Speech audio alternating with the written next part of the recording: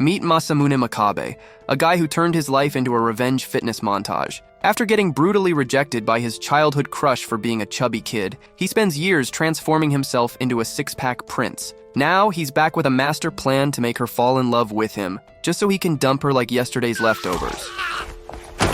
The anime opens with Masamune starting off his morning by admiring his well-toned body in front of the mirror, clearly proud of his physique. And all he needs right now is a gym buddy. His sister Chinatsu teases him for being the peak of vanity, but brother was smoking hot, and nothing was bringing down his flames. But the moment is interrupted when their mom, Kinu, announces that breakfast is ready. However, Masamune's mood sours when he sees the sweet and greasy dishes on the table, refusing to eat such high-calorie food that would make him go from Superman to the Big Bell Bandit. Santa Claus, he heads straight to school, as maintaining his appearance is his top priority. At school, Masamune notices some girls playing tennis and casually compliments them, making them blush. His charming demeanor as the new boy earns him some admiration. It was like Henry Cavill was walking through the halls of the school. The peaceful moment doesn't last long as a commotion draws his attention. A large group of students gathers near the school building, and a girl with a microphone stands at the center of it all. She's identified as the Cruel Princess, well known for rejecting boys in public. This time she targets a boy for being an otaku and having a mole with hair, nicknaming him Molio in front of everyone. The brutal rejection reminds Masamune of his past, triggering a dream during recess about a girl who once called him Pig's Foot. The sting of that just makes him want to pump up more muscle and be more attractive. When Masamune wakes up, the class representative, Futaba, cheerfully tells him it's a good sign that he's comfortable enough to nap in class. During lunch, a boy named Kojuro brings him a sandwich. Masamune accepts it, but internally frets about how many crunches he'll need to do to burn off the carbs. Kojuro, noticing Masamune's perfectionist streak, compares him to the Cruel Princess, Aki Adagaki. Although they're both admired for their looks and skills, their personalities couldn't be more different. Aki then makes an appearance with her assistant, Yoshino. Holding a love letter in hand, she has prepared another man's heart. She was ripped out like a vampire in front of everyone. Tanabe is the lost sheep she's about to use. She mocks him, rips the letter, rips the young man's pride into two, and cruelly nicknames him Pudding Prince. Masamune is blown out of his mind when Kojuro and Futaba reveal that Aki is not only the top student in their year, but also the daughter of a powerful business tycoon. Her name rings a bell, and Masamune realizes he has encountered her much sooner than he expected. The next day, Masamune watches Aki closely and learns that many girls admire her blunt attitude. Curiosity piqued. He asked Kojuro for more details about her. All Kojuro knows is that Aki prefers to eat lunch alone. He wasn't satisfied with that information, so he put on his detective cap. Masamune searches for her around the school and eventually spots Yoshino carrying a food bag to a storage room where Aki waited impatiently. This coward made a noise because of a tiny spider. To his shock, he discovers Aki surrounded by empty food boxes. Apparently she eats like an ogre, and if she doesn't eat enough, her stomach will grumble like a heavy storm. Over the next few days, Masamune tries to befriend Aki, though she remains sharper than a two-edged sword. Rumors start swirling that the Cruel Princess might finally be falling for him. Knowing her true nature, Masamune cleared the air. During PE class, a volleyball hits Masamune's head, and he notices Tanabe glaring at him. Later, Aki sends Yoshino to fetch her more food. In her moment of alone time, Tanabe emerged from the depths of hell with intent to revenge. He took no time in accusing her of being shallow and overly friendly with Masamune. When she calls him Pudding Prince, again, something broke inside of him. He grabs her hair and pulls out scissors to cut it. Masamune intervenes just in time and stops Tanabe and grabs the scissors that injures himself. Tanabe flees with his tail between his legs, and Masamune brushes off his wound, telling Aki she looks cuter when she smiles. This leaves her blushing, though Masamune walks away like a kingpin final boss. At home, Masamune looks at an old photo of himself and Aki from their childhood. Back then, he was overweight and wealthy, while Aki was a sweet girl who often defended him. However, everything changed when he confessed his feelings for her, and she cruelly rejected him, calling him Pig's Foot. Damn! The humiliation was what made my guy bulk up. Now Masamune is determined to get revenge by making Aki fall in love with him and then disgrace her with her own pie. Public humiliation. The following day, Masamune casually explains about his hand injury, claiming he fell, and even greets Tanabe with surprising kindness. Later, he finds an anonymous letter in his locker that said, Pig's Foot. Masamune spends his day feeling paranoid and suspicious of everyone around him. Everything around him was just pointing that his jig might up. He's so lost in thought that he doesn't even notice the teacher calling on him to read in class. Later, while sipping juice, he thinks back to the grueling training his grandfather made him endure to lose weight. It was a man's traumatizing journey to success, but it was worth it. In the school cafeteria, chaos breaks out as students scramble to buy lunch. Yoshino gets pushed to the ground in the crowd. Looking helpless, she asks Masamune to buy 9 sandwiches for Aki. After buying them, Masamune offers to accompany her. Yoshino seems nervous and frightened, which makes him feel bad for her. He imagines her as a modern-day Cinderella, stuck with a demanding stepsister. When they reach the storage room, Aki dives into the sandwiches like a hungry dragon that has been starved for centuries. Yoshino rushes out to grab drinks, leaving Masamune alone with Aki. After having a casual convo, Masamune finds it hard to believe that Aki could be the one who left the ominous letter. When Yoshino returns, she hands him a drink too, which prompts Aki to comment on Yoshino's loyalty. Masamune was about to flare, but he remembered his plan for revenge. He gently touches Aki's cheek and tells her she can lean on him anytime. And like a player my boy is, he smirks like a boss and walks out of there. On his way home, Masamune falls into a trap and ends up dangling from a tree. A hooded figure approaches and calls him Pig's Foot. To his shock, it's Yoshino. If you add that you didn't have to cut me off with those maths calculation stuff, it'd be real nice here. He tried to connect the dots, but then the dots pieced together when he looked at the childhood photo he treasures. He realizes that Yoshino has always been in the background, watching them. That's the height of background character I've ever seen in my entire life. Yoshino explains that her family has served Aki's family for generations. He thought his jig was up, and the plan was going to fail. But then, she surprises him by encouraging him to continue his mission. The next day,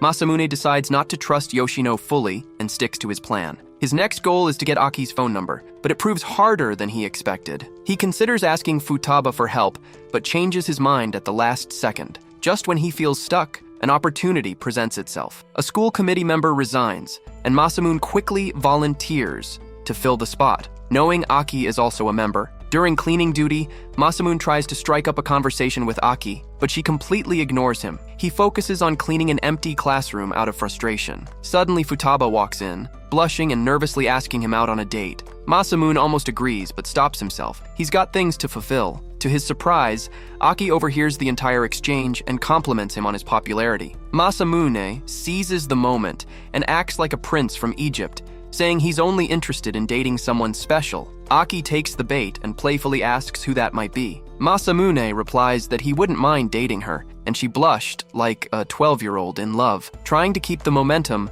Masamune asks for her phone number. Aki says her phone is being repaired and promises to give it to him in a week. Masamune spends the next week eagerly waiting, only to find that Aki has left him a note instead. The note sends him on a wild goose chase around the school, following one instruction after another. Finally, he reaches a window where Aki stands outside, holding a large sign. It boldly declares her rejection of him. Masamune realizes he's been outplayed. Yoshino appears, teasing him for being naive. She says he should have just asked her for Aki's number in the first place. To his surprise, Yoshino takes his phone and writes her own number instead.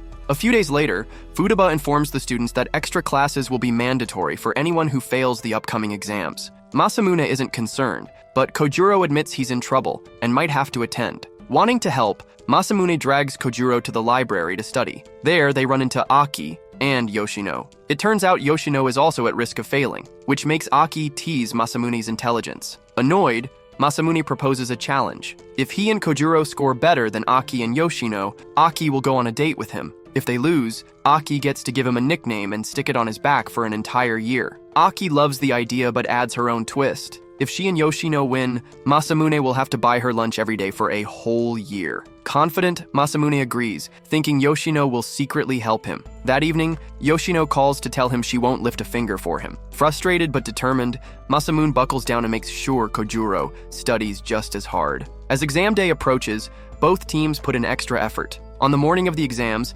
Masamune's mom packs him a low-calorie lunch, knowing the day is important. After finishing the morning exams, Masamune joins Aki for lunch. While buying a drink, he bumps into Yoshino, who hands him a coffee. Masamune apologizes for asking for her help earlier, but Yoshino cryptically says it doesn't matter anymore. Suspicious, Masamune sips the coffee and continues with his day. When the final math test starts, Masamune suddenly feels sharp stomach pain and an urgent need to use the bathroom. Convinced Yoshino spiked his coffee with a laxative, he barely makes it through the test. Afterward, he storms into Aki's classroom to confront her about playing dirty, but a girl informs him that Aki wasn't even at school due to a fever. Masamune's phone buzzes with a message from his sister, who reveals the eggs in his lunch were spoiled. Realizing the stomach trouble wasn't sabotage, Masamune can only groan. Days later, both Masamune and Aki end up in supplementary classes. Aki missed the math test, and Masamune failed because of his bad lunch. Yoshino secretly arranges for the two of them to go on a date, telling Aki that Masamune is so upset about failing that only a date will cheer him up. She also gives Masamune instructions on where to meet. When the date begins, it's clear Yoshino planned everything. She has Aki dress up as a magical girl, claiming it's a traditional outfit for a first date. Their first stop is a rented movie theater, where they watch a bizarre zombie romance film. Both feel awkward but push through. Afterward, they go out to eat. During their meal, Masamune jokingly asks Aki when she started eating so much. She starts to explain. It stems from something in her childhood, but is interrupted by a little girl who asks why Aki is dressed so strangely. Masamune decides to come clean and admits Yoshino lied about him being upset over failing. Aki, mortified by the entire situation, storms off. To make it up to her, Masamune takes her shopping for normal clothes. Aki looks so uncomfortable in the store that Masamune checks on her, only to earn a punch to the face. Later, he wakes up with his head resting on Aki's lap. The moment doesn't last long, as she quickly bolts when she realizes he's awake. That night, Masamune calls Yoshino to confront her. Yoshino, however, reveals she has her own motives. She hints that if Masamune can succeed in humiliating Aki, it would somehow benefit her greatly. Masamune decides to do his research in his favorite romance manga, hoping to find inspiration to make Aki fall for him. The next day, he can't stop staring at her in class. Later, when it starts pouring rain, he notices Aki doesn't have an umbrella. Without hesitation, he gives her his and walks away, leaving her surprised. That night, Masamune meets Yoshino, who advises him to back off. She tells him Aki finds his behavior a bit creepy, and truthfully, I won't lie, the brother's simping. Yoshino suggests he try being cold to her instead. Masamune hesitates but agrees to the plan. The next day, Aki approaches him with his umbrella, wanting to return it. However, Masamune pretends not to hear her and ignores her completely. During supplementary classes, he continues to play the long game of ignoring her. Deep down, it makes him anxious. He worries that he's ruining all the progress he's made with Aki so far. Later, when they meet again with Yoshino around,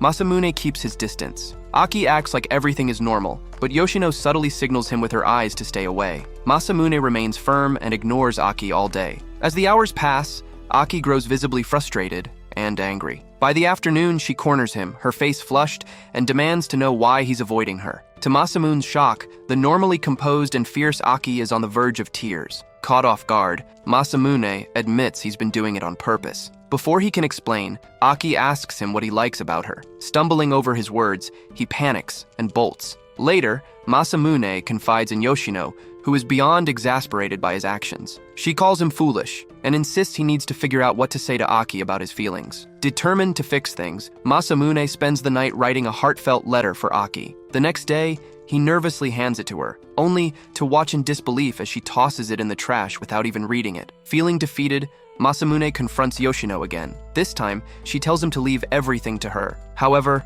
Masamune refuses, reminding her that this is his revenge plan, not hers. He's adamant about staying involved. Meanwhile, Aki skips class, needing time to think. Her emotions are all over the place, especially after seeing Masamune and Yoshino together the previous day. They seemed close, and it bothers her more than she wants to admit. As Aki sits alone, Yoshino shows up. She explains that her meetings with Masamune are strictly for advice. Yoshino reassures Aki that Masamune only has eyes for her. Even so, Aki's sadness lingers. She remembers the promise she made to herself as a child, to never get hurt by a boy again. She'd vowed to always act first, hurting others before they could hurt her. Frustrated, Aki loudly declares that she doesn't care about Masamune, but Yoshino has already left, leaving her words hanging in the air. Aki begins walking home, lost in thought. Memories of her past and her current feelings for Masamune swirl in her mind. Distracted, Aki steps into the street, not noticing the traffic light is red. A car speeds toward her, and she freezes. In the nick of time, Masamune appears and pulls her out of harm's way. Shaken, he scolds her for being so careless. He tells her she's important to him, his voice filled with emotion. Aki's cheeks turn red, her usual icy demeanor melting for a moment. Before the moment can deepen, a girl suddenly runs toward them. She apologizes profusely and throws her arms around Masamune in a tight hug. Masamune stands there, completely confused, unsure who she is or why she's hugging him. The mysterious girl thanks the heavens for reuniting her with Masamune, but he's completely baffled. She's clearly mistaken for someone else. Before he can explain, her bodyguard swoops in, whisking her away. Masamune is left confused, while Aki storms off, furious. She doesn't believe for a second that Masamune doesn't know who the girl is. The next day, Masamune tries to make amends. He buys a pile of sandwiches, knowing Aki can't resist food, and heads to the gym storage room where she's hanging out. However, Yoshino blocks his path. She's under strict orders to keep him away from Aki. Frustrated, Masamune tells Yoshino about the mysterious girl, but Yoshino doesn't buy his story either. She accuses him of being clueless about the situation. Feeling defeated, he leaves the sandwiches by the door and walks away. Later, Aki secretly takes them, though he doesn't see her do it. The sleepless night that follows leaves Masamune with dark circles under his eyes. He can't stop thinking about the strange girl. Then, to his shock, she suddenly appears in class. Introducing herself as Fujiya Nico, a new transfer student, she quickly becomes the center of attention. Masamune tries to approach her during the break, but she's surrounded by admirers. When he finally gets a chance to talk to Nico, she drops a bombshell. She transferred schools just to find him. Nico explains that 3 years ago, she was collecting donations for charity. A handsome boy lent her his jacket to keep her warm, and she's been searching for him ever since. Masamune panics and drags her somewhere private to clear things up. But before he can say much, Nico starts coughing up something red. Thinking it's blood, he freaks out and nearly calls an ambulance, only to realize it's ketchup. She laughs it off, saying she was just trying to protect a secret. Masamune asks why she's been lying about their connection, but Nico insists her feelings are real. Despite her cuteness and persistence, Masamune rejects her, explaining that his focus is elsewhere. He even confesses he likes someone else. Heartbroken, but curious, Nico asks to see the girl he's talking about. Reluctantly, Masamune takes her to Aki's classroom. Instead of giving up, Nico takes one look at Aki and confidently decides she can win against her. She enters the classroom and boldly tells Aki that she envies her for having Masamune's affection. A sudden gust of wind lifts Nico's skirt, causing chaos. Masamune blushes, while Aki's anger reaches new heights. Furious, she storms out, with Masamune chasing after her. He keeps insisting he doesn't know Nico, but Aki refuses to listen. In her rage, she accidentally punches a teacher. As punishment, the teacher orders them to clean the school pool together. Still fuming, Aki keeps as far away from Masamune as possible, not one to give up. He sprays her with the hose, sparking a water fight. Aki retaliates by dumping a bucket of water on him, but she slips and falls into the pool. Masamune dives in, thinking she's drowning, but Aki resurfaces on her own, smirking. She teases him for jumping in, knowing how much he hates getting wet. Embarrassed, Masamune blurts out that his body acted on its own. He yells that even if he saved her because he liked her, she wouldn't believe him. This leaves Aki speechless. She looks at him seriously and says that if he likes her, he should prove it. Masamune stares blankly. Aki leans in and suggests he could start by putting lips on her. Masamune panics. His revenge plan was always supposed to end with him being in control, rejecting Aki after making her fall for him. Now she's flipped the script and asked him to put lips on her. Completely flustered, he decides the only way to go through with it is to imagine she's a piece of ham. But before he can actually do it, Aki freaks out, punches him in the face, and moves away. The awkward moment doesn't last long because Futaba and the swim team arrive, needing the pool. Aki, still angry, tells Masamune that while she thinks he likes her, she doesn't care. Masamune is left speechless as she storms off. Masamune heads outside to dry off under the sun. While he's lying there, Nico appears out of nowhere. She hands him a drink, saying it's bad for him to stay overheated. Trying to lighten the mood, he decides to test her by asking what she likes about him. It's a tricky question since they barely know each other, but Nico surprises him by saying she admires how modest he is, unaware of his own charms. Then she walks away, leaving him thoroughly confused. Later, Yoshino secretly follows Nico to figure out what she's planning. Nico, however, catches Yoshino snooping around. Nico teases her, saying it must be tough being Aki's assistant all the time. Yoshino demands to know what Nico wants from Masamune, but Nico insists he's her savior from years ago, a claim that only makes Yoshino more suspicious. While the two are talking, Masamune's mother notices them outside and invites them into the house. When Masamune arrives home, he almost thinks he's in the wrong place. To his shock, Yoshino and even his little sister Chinatsu are in the kitchen, learning how to cook fried shrimp. His mom happily explains she thought the girls were Masamune's fans and decided to teach them some cooking.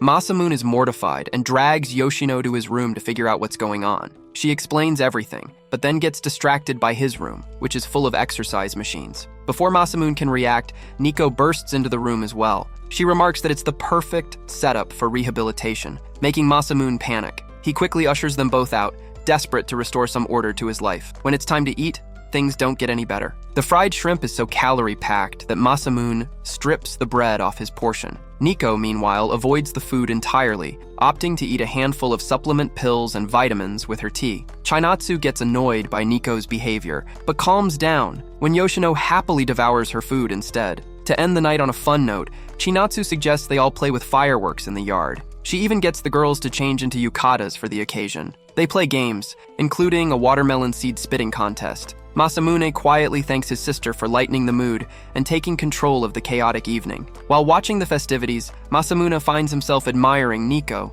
She looks stunning in her yukata and seems genuinely sweet. For a moment, he wonders if he could have fallen for her if she weren't such a liar, but he quickly shakes off the thought. His focus has to stay on Aki. Later that night, Nico's butler comes to pick her up. Before leaving, Nico takes a photo of Masamune and Aki from when they were kids. Her intentions remain a mystery as she disappears into the night, leaving Masamune to wonder what her next move will be. Masamune walks Yoshino to the main road to catch a taxi. Before leaving, Yoshino warns him not to get caught up with Nico's tricks. Meanwhile, back home, Chinatsu and Kinu are delighted that Masamune seems to be making friends with girls. Kinu even feels like she recognizes one of the girls they've met before. The next day, Masamune corners Aki and tries to compliment her. He tells her she's modest and doesn't realize her own charms. Aki, unimpressed, glares at him and rejects the line, saying she knows her worth perfectly well. Outside, Yoshino can't believe Masamune had the nerve to use Nico's exact phrasing. Days later, summer begins, and Masamune decides it's the perfect chance to spend more time with Aki. He leaves her a pamphlet about a beach trip, but Aki dismisses it. She announces she's spending her summer on a remote island and plans to take Kojuro with her. Kojuro panics and clings to Masamune, insisting he'll go with him instead. Masamune cheekily says they're a package deal. Aki, frustrated, tries to object, but Futaba and Chinatsu invite themselves along. Masamune challenges Aki to refuse, knowing she won't, and she reluctantly agrees. A few days later, the group sets off on a yacht to the island. Yoshino takes a moment alone with Masamune to share what she's learned. She's been investigating Nico and hasn't found any connection between her and Masamune. Nothing explains why Nico is so attached to him. Masamune brushes it off, promising his revenge plan won't waver. Yoshino warns him that if he doesn't make real progress with Aki during this trip, she'll tell Aki the truth about his plan. When they arrive, Aki's father's secretary Yuzuki welcomes them. She seems kind but hides a fiery temper beneath her polite exterior. Determined to take Yoshino's warning seriously, Masamune boldly introduces himself to Yuzuki as Aki's boyfriend. This shocks everyone, especially Aki. Yuzuki is thrilled, thinking Aki has finally grown out of her boy-hating phase. Aki blushes and drags Masamune away, furious. She scolds him for his stunt, but Masamune calmly points out that she could have denied it, yet she didn't. Aki admits it's better to keep up appearances, but she warns him not to take advantage of the situation. If he does, she'll expose the fake relationship to everyone. Later, everyone changes into swimsuits and heads to the beach. Nico immediately clings to Masamune and flirts shamelessly. Thankfully, Aki steps in and separates them. She reminds Nico that Masamune is her boyfriend and warns her to stop behaving inappropriately. Aki adds that if Nico causes trouble, it could embarrass her family. Nico backs off, flustered, while Masamune silently thanks Aki for saving him. Aki takes Masamune to a quiet spot, away from the group, and orders him to fetch the food Yuzuki prepared for her. Used to her bossy attitude, Masamune complies. When Yuzuki comments that Masamune must really love Aki to tolerate her demands, he only sighs. Trying to shift the mood, he asks Yuzuki what fun activities they can do on the island. Yuzuki suggests a courage test, hiding an amused smile. She plans to use the test to keep Masamune away from Aki. At night, the group gathers for the courage test at a haunted house. Yuzuki waits inside wearing a mask, ready to scare Masamune and humiliate him in front of Aki. Her plan backfires when Yoshino, also wearing a mask, ends up scaring her instead. Terrified, Yuzuki runs out and bumps into Nico, who accidentally spills ketchup on herself. Yuzuki, thinking it's blood, faints from fright. When Yuzuki opens her eyes, she finds herself being carried on Masamune's back. He reveals he asked Yoshino to help scare Aki so he could swoop in as her hero. Yuzuki feels guilty for misjudging him. She begins to see Masamune as a genuinely good guy who might really care for Aki. As the days on the island come to an end, Masamune feels frustrated that he hasn't made much progress with Aki. Surprisingly, Yoshino reassures him. She decides not to reveal his secret to Aki and encourages him to refine his plan for the future. Back in the city, Masamune is startled when Aki calls him. He takes a moment to collect himself before answering. She tells him they need to meet because he forgot some clothes on the island, and she wants to return them. Excited by this unexpected contact, he rushes to tell Yoshino the good news. However, Yoshino warns him to handle the situation carefully. At home, Masamune decides to focus on his summer homework, but notices something missing. The photo of him and Aki is gone from his drawer. He suspects Nico might have taken it, and the thought nags at him throughout the night. The next day, Masamune meets Aki at a cafe where she returns his clothes. However, he is too distracted by the missing photo to fully engage in their conversation. Aki tells him that Futaba invited them to the pool, but when he doesn't respond, she grows annoyed and leaves in frustration. Shortly after, Masamune receives a call from Nico,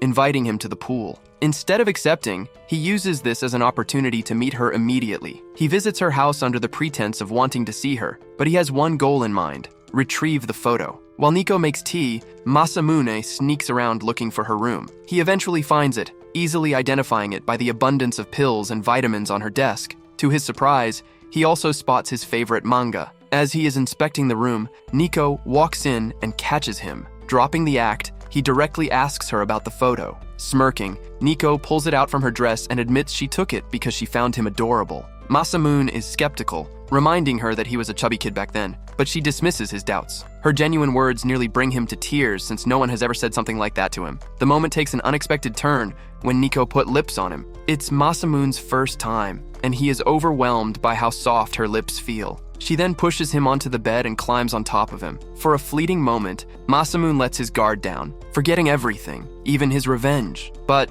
memories of his painful childhood flood his mind, snapping him back to reality. Realizing Nico doesn't truly love him, Masamune pulls away. He tells her as much, and when she hesitates to reply, it confirms his suspicions. Hurt, he gets up to leave, but not before she accuses him of choosing Aki over her. Masamune doesn't deny it, and admits that his actions are all part of his revenge. As he walks out, Nico breaks down in tears, left questioning if this is the heartbreak she has read about in romance novels. The next day, Masamune and his friends gather at the pool. Futaba mentions that Nico won't be joining them because she isn't feeling well. Masamune feels a pang of guilt, but tries to push it aside. The group spends the day enjoying themselves, though Masamune remains uneasy. He avoids telling Yoshino about the events of the previous night. As the day winds down, Nico's bodyguard, Shidu, shows up at the pool. He confronts Masamune, accusing him of doing something to Nico. Shidu reveals that Nico hasn't been seen since the previous night and left without her seizure medication. This shocks Masamune, who had no idea Nico was ill. Shidu continues to press him, and the situation becomes tense as everyone turns their attention to Masamune. Backed into a corner, he decides to come clean.